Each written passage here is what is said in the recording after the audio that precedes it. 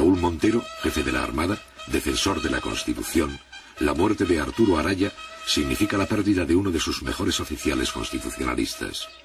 Para Allende, este es uno de los peores momentos que debe afrontar durante su mandato.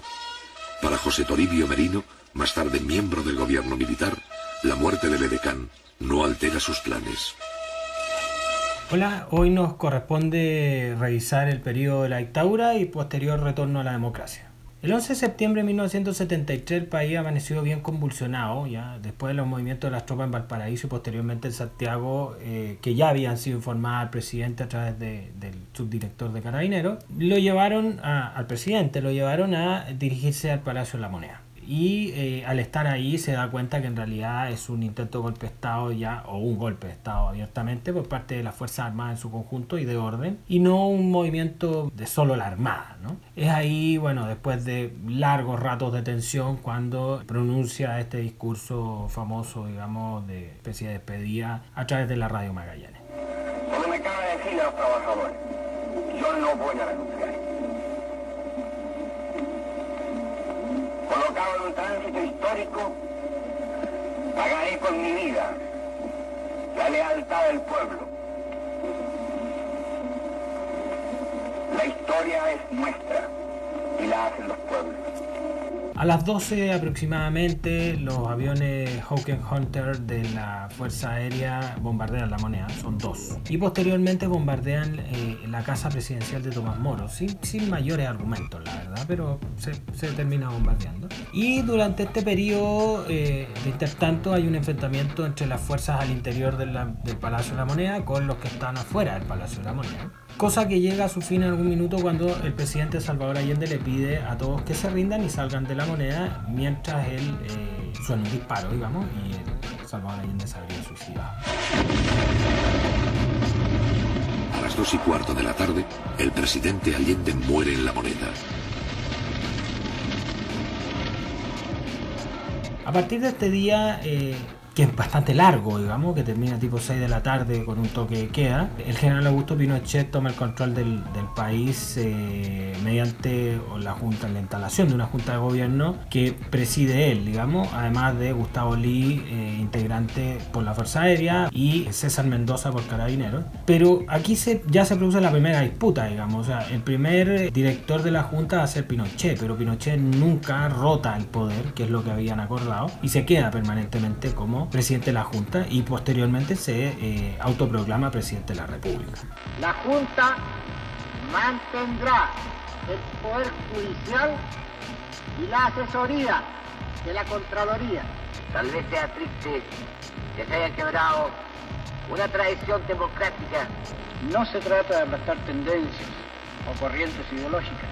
Por los sagrados intereses de la patria, nos hemos visto obligados a asumir la triste y dolorosa misión que hemos acometido. La sede de gobierno se traslada automáticamente al edificio Diego Portales, que era la antigua UNTAC, ¿no?, que se construyó frente a la Casa Central de la Universidad Católica durante el gobierno de Salvador Allende, y se suspende la vigencia de la Constitución de 1925, se cierra el Congreso Nacional, el gobierno se va a regir en base a decretos de ley que va a determinar la Junta, por supuesto, se restringen severamente las libertades individuales, libertades de desplazamiento, libertad de prensa, libertad de asociación, etcétera. Se detiene a los principales dirigentes políticos de izquierda en los centros de concentración como el Estadio Nacional, Isla Dawson, Pisagua, etcétera, digamos. Se realizan allanamientos, enjuiciamientos, asesinatos, torturas, desapariciones, todo lo que viene en términos de violación a los derechos humanos posteriormente,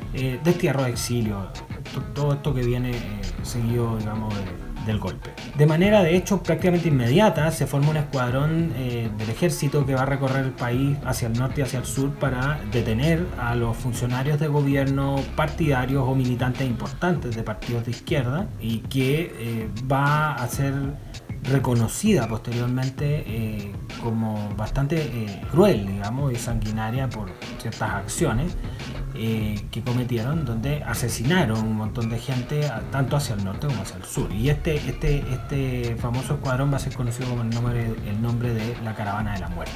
Y esta Caravana de la Muerte es dirigida por Sergio Arellano Stark, general de ejército, que de hecho él habló mucho antes y era el general que tenía la conexión con el ejército para el golpe de estado. No era Pinochet, nadie quería hablar con Pinochet porque consideraban que era un militar constitucionalista. Entonces Pinochet se sube al barco del golpe, digamos, muy tarde, muy tarde. Entonces Pinochet de hecho no confiaba mucho en Sergio Arellano Stark, que se supone se retiró voluntariamente del ejército el año 76, pero que en realidad Pinochet lo llamó a retiro, digamos. Porque además de no confiar, el tipo, si hay algunos generales a los que les tenía respeto o miedo, era este uno y el otro a Manuel Contreras.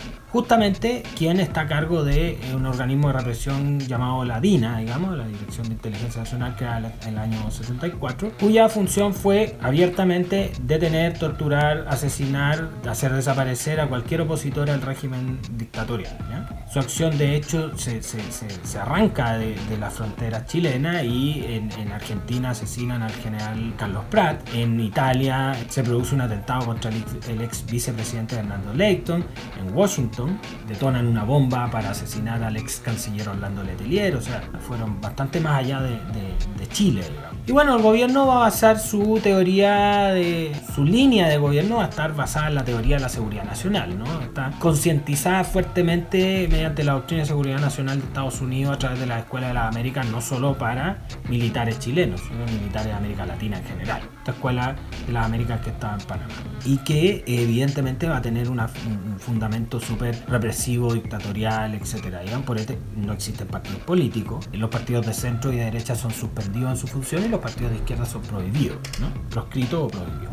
Las violaciones a los derechos humanos en Chile durante este periodo van a afectar a miles de personas y a eso hay que sumarle los ejecutados políticos, los detenidos desaparecidos, etc. Los movimientos sindicales fueron totalmente desarticulados, los partidos y organizaciones de izquierda perseguidos, digamos. El Estado utilizó todas las herramientas e instituciones, ya sea la Fuerza Armada, incluso la Policía de Investigaciones, en la represión que se llevó a cabo. De hecho, hoy se pueden buscar, digamos, hay dos sendos, aparte de otros muchos estudios, digamos, hay dos sendos informes, el RETIC y el VALEC, que fueron redactados en democracia para dejar testimonio de lo que pasó en términos de violación a los derechos humanos, ¿no?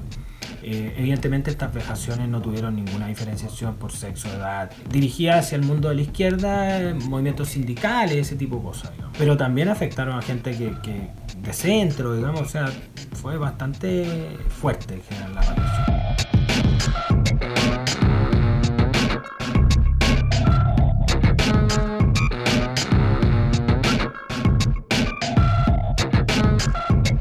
En cuanto a las novedades económicas, porque hay un cambio totalmente, surgen en los economistas chilenos salidos de la Universidad Católica de Chile la posibilidad de hacer un postítulos en la Universidad de Chicago, ¿no? Donde finalmente recalan y son educados allí bajo la nueva doctrina económica por el señor Milton Friedman, nueva política llamada neoliberalismo, y que no es más que una exacerbación del modelo capitalista, algunos dirán un extremo del capitalismo en realidad, donde el Estado se va transformando cada vez en un ente más pequeño y con menos facultades, de hecho, como básicamente solo intervenir en el mercado como un regulador o un fiscalizador, ¿ya? En caso de intervenir en términos de inversión, en términos económicos, solo va a poder hacerlo en aquellos focos donde los privados no pueden, por envergadura, digamos, hacerlo, o porque no quieren, no les es atractivo. Lo demás queda absolutamente sujeto al arbitrio de libre mercado, ¿no? Oferta y demanda. Con estas nuevas enseñanzas llegaron de vuelta a Chile, evidentemente, donde se implanta este modelo, y a partir de 1976 hasta el 80 Chile tuvo un desarrollo y crecimiento económico muy auspicioso. Fue conocido a nivel mundial como el milagro chileno, y el país se transformó y volvió a un sistema primario exportador e importador de bienes manufacturados, por supuesto.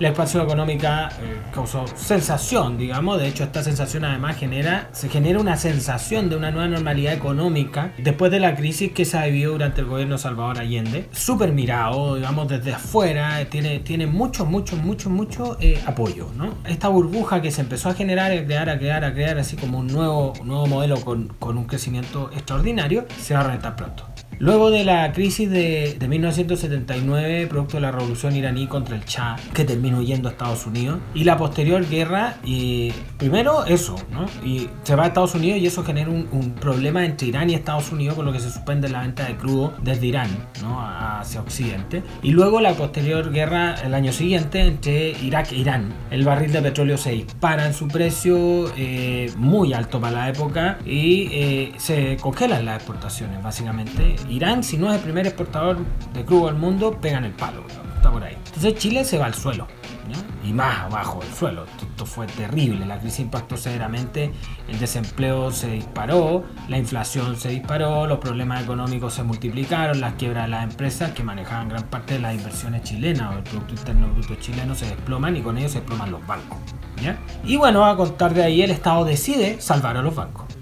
Esto es como, no sé si le suena a familia, digamos, pero el Estado decide salvar a los bancos, y esto, la deuda del salvataje la asumimos todos los chilenos, y que terminamos de pagar hace muy pocos años atrás.